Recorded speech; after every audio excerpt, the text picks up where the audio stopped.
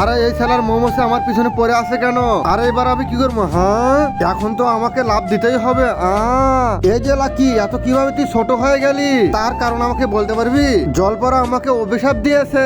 জলপরা, আমার বন্ধুকে তুমি বড় করিয়ে দাও। না, আমি করবো না। এই ছেলে আমার নদীতে হাগু করে দিয়ে দেয়। আরে হাগার কারণে আমার বন্ধুকে ছোট করে দিয়েছো? না, তাহলে শোনো, এই শালা আমার সাথে কি করেছে। আরে এই যে কাল্লু, আমার নদীকে তুই নোংরা করতে পারবি না। আচ্ছা তাই নাকি? এত বড় সাহস? তারপর হাগু বের করে সে জলপরার মুখে লাগিয়ে দেয়। দাঁড়া শালা, তাহলে এই যে নে তুই। আর এখন আমি একে বড় করতে পারবো না, শুধু লুল্লু বাবাই পারবে সে। তারা দুই বন্ধু বলে একসঙ্গে লুল্লু বাবার আস্থানে চলে আসে তারা। বাব্বা, এই যে বাব্বা, আমার বন্ধুকে বড় করে দিয়ে দাও। বড় তো করে দেবো, তার জন্য আমি তোর চোখ নিয়ে নেবো আমি কিন্তু।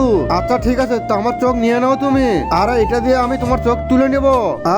এনো বাবা, এখন আমি তো ধরে ফেলেছি। আরে বাবাকে কেন ধরতেছেন? কি হয়েছে?